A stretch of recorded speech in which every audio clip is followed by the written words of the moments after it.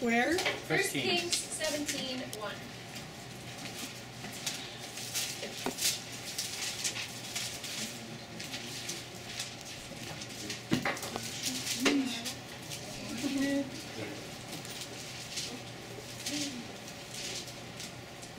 And Elijah the Tishbite, who was of the inhabitants of Gilead, said unto Ahab, As the Lord God of Israel liveth, before whom I stand, there shall not be dew nor rain these years, but according to my word.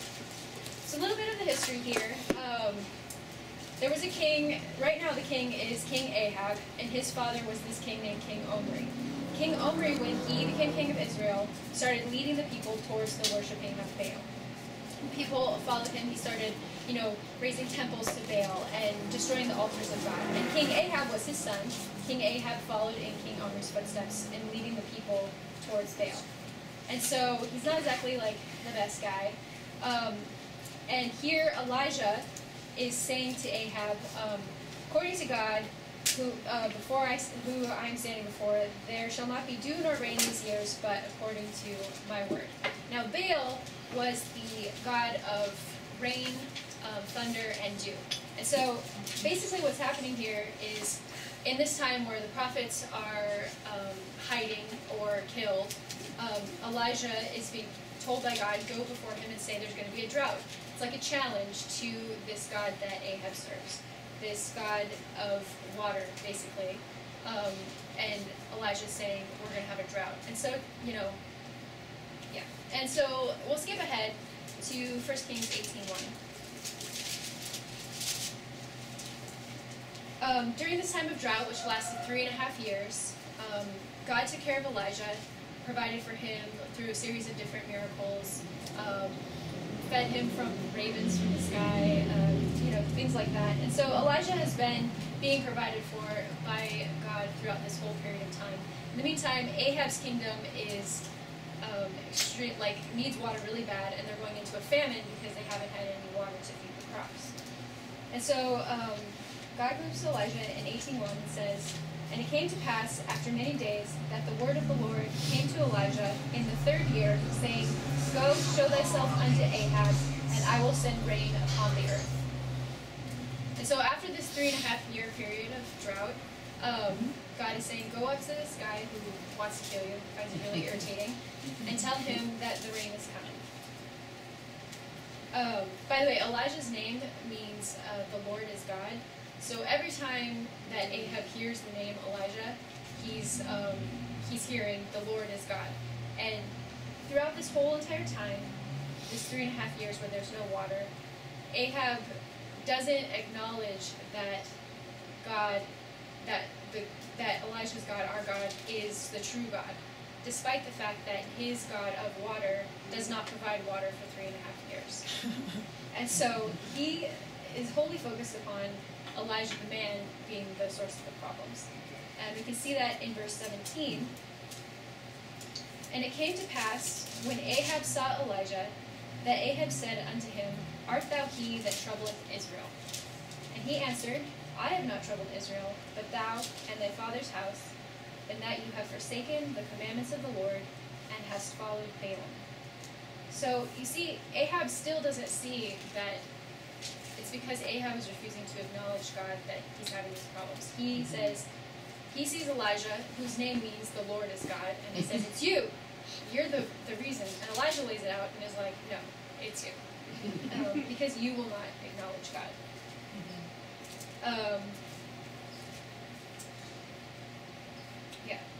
Now therefore send and gather to me all Israel unto Mount Carmel, and the prophets of Baal 450, and the prophets of the groves 400, which eat at Jezebel's table.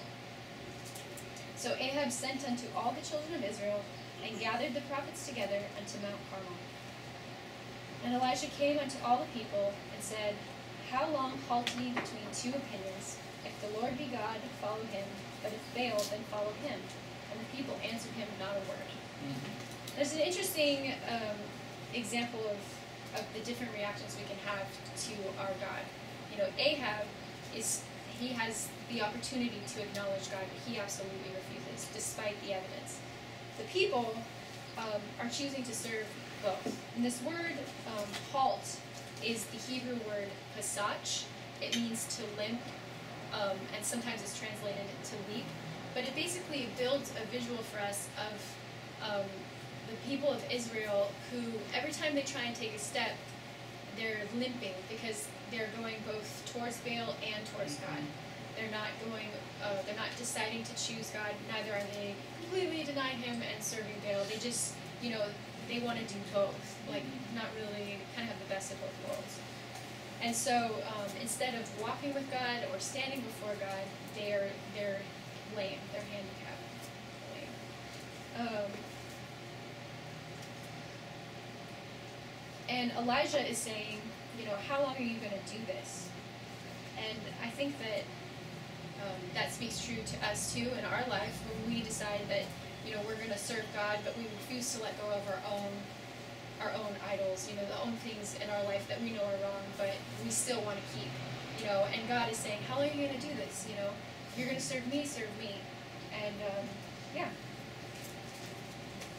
and notice that at the end of the verse, the people answered him not a word. I think Job said it best in 40 verse 4 when he said, behold, I am insignificant, what can I reply to thee? When God lays it out for us, we really can't say anything. Like when we really are caught being lame, so to speak,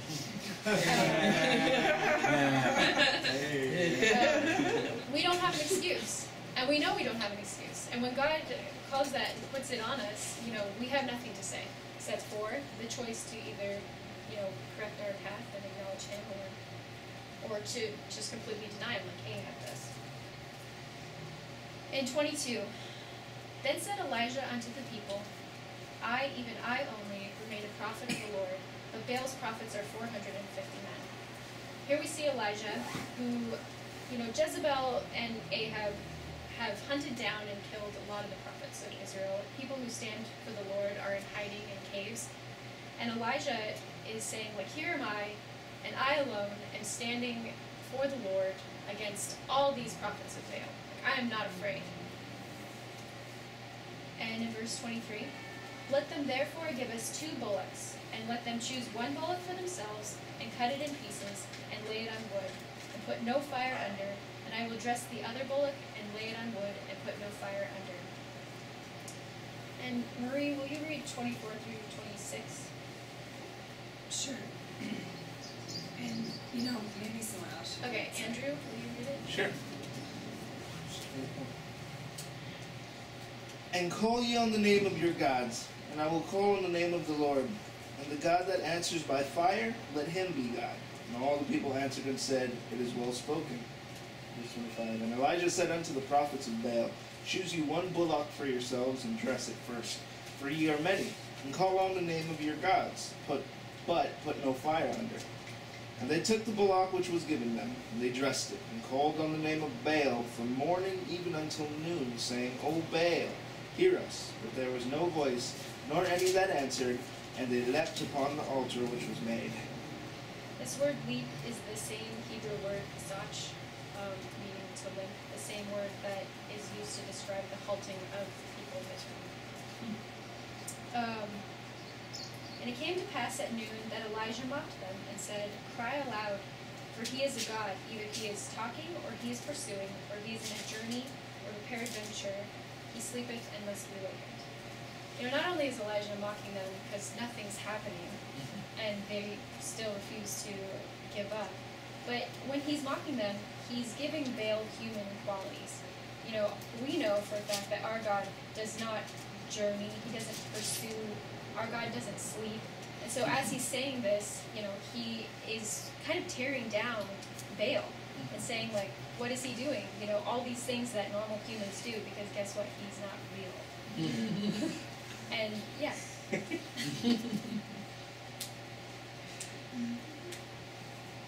Does someone want to read 28 through 35? Jessica. And they cried aloud and cut themselves after their manner with knives and lancets, till the blood gushed out upon them. And it came to pass, when midday was past, and they prophesied until the time of the offering of the evening sacrifice, that there was neither voice nor any nor any that regarded. And Elijah said unto all the people, Come near unto me. And all the people came near unto him.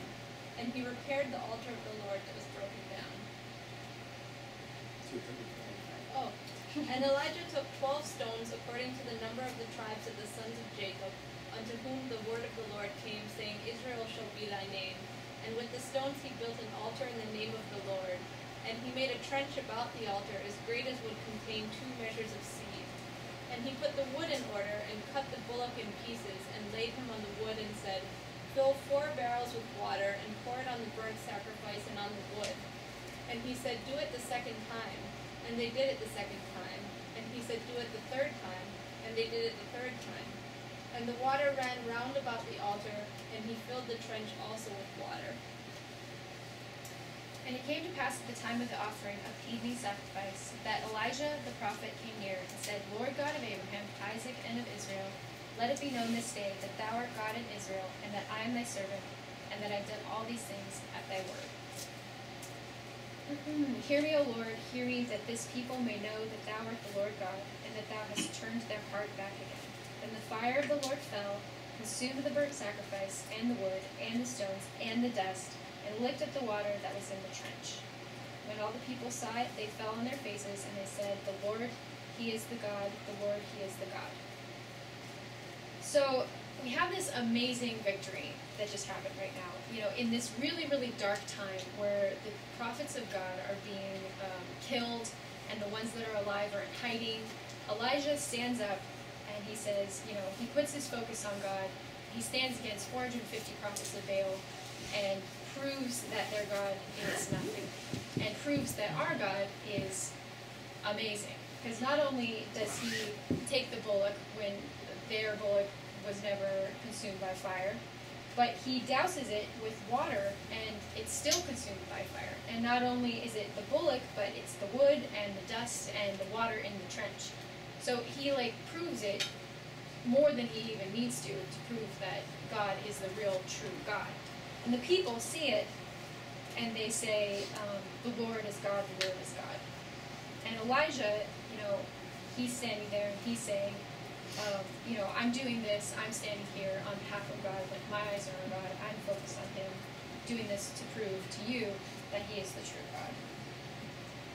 And then Elijah said, verse 40, Take the prophets of Baal, let not one of them escape. And they took them, and Elijah brought them down to the brook of Kishon and slew them there. So, that's pretty hardcore. He's like, I'm done, just take them down, and he kills 450 prophets of Baal. He's like, this is gotta end, you know? And Elijah said unto Ahab, Get thee up, eat and drink, for there is a sound of abundance of rain.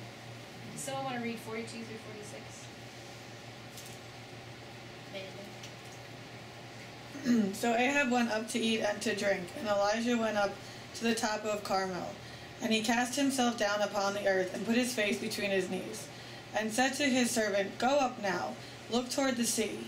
And he went up and looked, and said, There is nothing. And he said, Go again 7 times. And it came to pass at the 7th time that he said, Behold, there ariseth a little cloud out of the sea, like a man's hand. And he said, Go up, say unto Ahab, Prepare thy chariot, and get thee down, that the rain stop thee not. And it came to pass in the meanwhile that the heaven was black with clouds and wind, and there was a great rain. And Ahab rode and went to Jezreel. And the hand of the Lord was on Elijah, and he girded up his loins, and he ran before Ahab to the entrance of Jezreel. So we have, again, this awesome victory for God on Mount Carmel. We see, just to recap real quick, Ahab, you know, refusing to acknowledge God. We have the people kind of choosing both, and then we have Elijah, who's taking a stand for God with real boldness and winning an awesome victory for him. Usually, we as a person, people, as humans, are one of these 3 people. We see the awesomeness of God, but we absolutely refuse to acknowledge it, no matter what. Or we're kind of doing both, but we're not really walking or running or standing for God. We're limping. Or we're Elijah, and we are just a boss. And Ahab told Jezebel all that Elijah had done, and withal how he had slain all the prophets with the sword. Then Jezebel sent a message unto Elijah, saying, So let the gods do to me, and more also, if I make not thy life as the life of one of them by tomorrow about this time. This isn't a mild threat. This is more like an oath. The words are really powerful that she's saying. She's not just saying, I'm going to kill you. She's saying, like, it's my life's mission. Like, I am coming after you.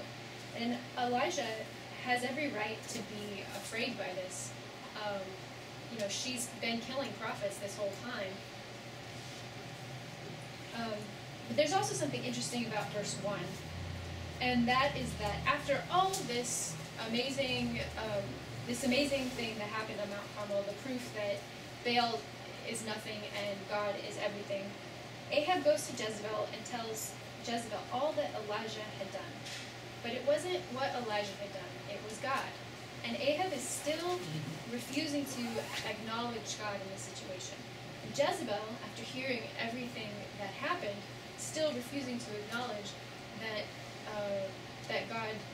it's God and not Elijah. She goes after Elijah. She doesn't have any of the prophets of Baal left. They're all dead. You would think that would be a pretty big sign to her that he has no power, but instead she goes after Elijah instead of humbling herself to God. And what's interesting is not necessarily the reaction of Ahab and Jezebel, as they were evil people and they're still refusing to acknowledge God, but Elijah in verse 3, when he hears this, he arose and went for his life and came to Beersheba, which belongs to Judah, and left his servant there.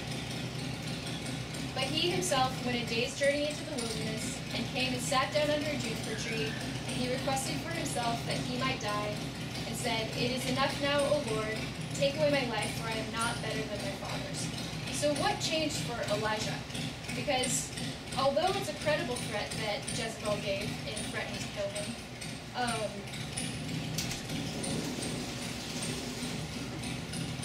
he was still under threat of death when he stood on the top of Mount Carmel. He was still risking his life when he showed himself to Ahab the first time. They were killing prophets the whole entire time. Ahab particularly didn't like Elijah because every time Elijah shows up, it's mocking to Ahab. And so why is it that Elijah is running now? Well, in verse 3 it says, And when he saw. This can also be translated, and Elijah feared. In the previous verses, Elijah is completely focused upon God and doing God's will. He's taking steps for God. Now, he's not looking at God, he's looking at circumstances. He's fearing what Jezebel is saying. And when you take your eyes off of God and look at the circumstances, you get discouraged. And in verse 4, this happens to us where we just sit under a tree and we don't want to do anything else. He says, Oh Lord, take away my life, for I am not better than my fathers. It is not really that Elijah isn't better than his fathers. It's that Elijah is now internally focused. He's looking at circumstances, and now he's looking at himself. And the truth is that when we look at ourselves, we will get discouraged because we're humans, and without God, we are absolutely nothing. And so it's important to always be looking at God, no matter what the circumstances, and despite ourselves. But God is wonderful. He doesn't turn around and berate Elijah and say, You're an idiot. Look at all these things that I did. Look at this great thing that happened on Mount Carmel. Like, you're retarded. Get up, He, in verse 5, And as he lay and slept under a juniper tree, behold, an angel touched him and said, Arise and eat. Now, in verse 1846, it says, Elijah girded up his loins and ran before Ahab to the entrance of Jezreel. Like, he beat Ahab there when Ahab was in the chariot. I think it's somewhere between 160 and 220 miles to run. And he ran that whole distance and beat the chariot for the rain. So he's exhausted. He's really tired, And sometimes when we are really tired, it just takes something really small to kind of push us over the edge, to make us just be done. And Elijah's at that point. He's like, I'm done, It's possible that after the victory of Mount Carmel, he had an expectation of things to change. You know, I think that if I was Elijah and the world was this dark, dreary place, and I just had this awesome victory where I proved to everybody that Baal doesn't exist and that God is the true God, that everything would have changed, that Ahab would have changed, that Jezebel would have changed, that the people would rise up, and that it would have maybe changed the whole scenario. But instead, Jezebel's threatening his life, and it's not over for him. He is like, ah. But God sends an angel to him, and instead of berating him, gives him food and rest. In verse 6, actually, does someone want to read 6 through 10? Ashley? Never mind, I just lost it. Gabriel? 19, 6 through 10.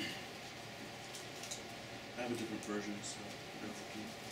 And he looked, and behold, there was a cake baking on the coals, and a cruse of water at his head. And he did eat and drink, and laid him down again. And the angel of the Lord came again the second time, and touched him, and said, Arise and eat, because the journey is too great for thee. And he arose, and did eat and drink, and went in the strength of that meat 40 days and 40 nights unto Horeb, the mount of God. And he came unto a cave, and lodged there. And behold, the word of the Lord came to him, and he said unto him, What doest thou here, Elijah? And he said, I have been very jealous for the Lord of God of hosts, for the children of Israel have forsaken thy covenant, thrown down thine altars, and slain your prophets with the sword. And I, even I only am left, and they seek my life to take it away. So here's another example. You know, he says almost the exact same thing that he says in 18:22, where he's standing in front of everyone, and he says, I, even I only, remain a prophet of the Lord, but Baal's prophets are 450 men. I and I alone. But in that moment, what he's saying is confidence. It's focused on God. It's looking at him. But in this verse, he's saying, I, even I alone, am left, and they seek my life to take it away. Again, the thing that has changed is that he's not looking at God, he's looking at the circumstance. They seek my life. They want to kill me, and I'm alone. Verse 11, and he said, Go forth and stand upon the mount before the Lord. So God is telling him, get up, go look at me. And behold, the Lord passed by, and a great and strong wind rent the mountains, and brake in pieces the rocks before the Lord, but the Lord was not in the wind. And after the wind an earthquake, but the Lord was not in the earthquake. And after the earthquake a fire, but the Lord was not in the fire. And after the fire a still small voice. I think that is just really beautiful, because it really says what we need to hear a lot of times, which is that God is not in the specific victories, defeats, signs, miracles, things, these great moments that we see every day, but he is in the still small voice of the everyday life. And whether what we expect happens or whether it doesn't happen, we always need to know that God is there in the still small voice. And he's reminding Elijah of this, that it doesn't need to be a giant earthquake for it to be me. I am the still small voice. I am working. In verse 13, and it was so, when Elijah heard it, that he wrapped his face in his mantle, and went out, and stood in the entering of the cave. And behold, there came a voice unto him, and said, What doest thou here, Elijah? And Elijah responds with the same thing. He says, I have been very jealous for the Lord God of hosts, because the children of Israel have forsaken the covenant, thrown down thine altars, and slain the prophets with the sword. And I, even I only, am left, and they seek my life to take it away. And the Lord said unto him, Go, return on thy way to the wilderness of Damascus, and when thou comest, anoint Hazael to be king over Syria. This is also really important for us in our walk with God. When we get discouraged, when we find ourselves holed up in a cave, thinking about ourselves, thinking about our circumstances, wondering about what's going to happen and why it didn't happen the way that we thought it was going to happen, we need to get out of the cave and go and do. And when we are doing, God can work with us. He can help us. And we automatically, just by doing, start focusing back on God. And once we're focused back on God, then we're back on the mountaintop again. We're no longer, in the cave hiding. And that's really important, and God knows it. Which is why when he says, "What are you doing, Elijah?" he responds with the same thing. God doesn't tell him he's an idiot. God doesn't, berate him. He just says, "Go. Do it." And he knows that once Elijah's moving again, he's going to be focused on God again. Someone want to read 16 through 19? Shane. And Jehu the son of Nimshi shalt thou anoint to be king over Israel, and Elisha the son of Shaphat of Abel-Meholah shalt thou anoint to be prophet in thy room. And it shall come to pass that him that escapeth the sword of Hazael shall Jehu slay, and him that escapeth from the sword of Jehu shall Elisha slay. Yet I have left me 7,000 in Israel, all the knees which have not bowed unto Baal, and every mouth which hath not kissed him. So I want to read 19 through 21. Mark. And so he departed thence, and found Elisha the son of Shaphat, who was plowing with 12 yoke of oxen even before him. And he with the 12th, and Elijah passed by him and cast his mantle upon him. And he left the oxen and ran after Elijah, saying, "Let me, I pray thee, kiss my father and my mother, and then I will follow thee." And he said unto him, "Go back again, for what have I done to thee?" And he returned back from him, and took a yoke of oxen, and slew them, and boiled their flesh with the instruments of the oxen, and gave them to the people, and they did eat. And then he arose and went after Elijah, and ministered unto him. So we see that this whole time, God had 7,000 people who never bowed to Baal. This whole time, Elijah's saying, "I'm alone, I'm by myself," saying it with confidence, he's saying it in despair, but God is working behind the scenes the whole time. So 7,000 people ready to take a stand for God that haven't bowed to Baal. And Elijah never knew it. It's really cool that he's like, "Get up, go," and then once he's moving again, he shows him like, "Look, just because it didn't work out the way that you thought, just because this wasn't, the end-all be-all, doesn't mean that, I'm not working, and I need you to keep working. Just look to me. Just listen to the still, small voice. Keep looking to me." So why is this important to us? Well, we're all human, and we all make mistakes. And,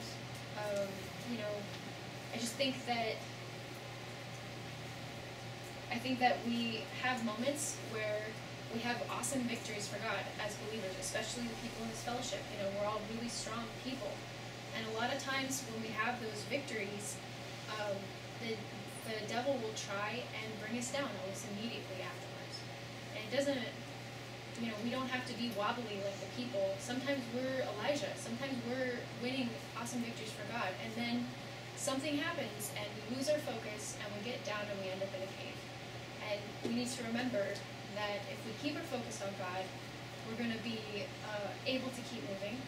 We need to remember that we shouldn't look at our circumstances because they don't matter. And we need to remember not to be eternally focused, because if you're internally focused, you're going to get disappointed pretty quick. God is an awesome God. He will take care of you. And in the end, he's going to provide, if you need it, someone like Elijah, a partner, to help him so that he's not alone anymore. Anyway, that's what I wanted to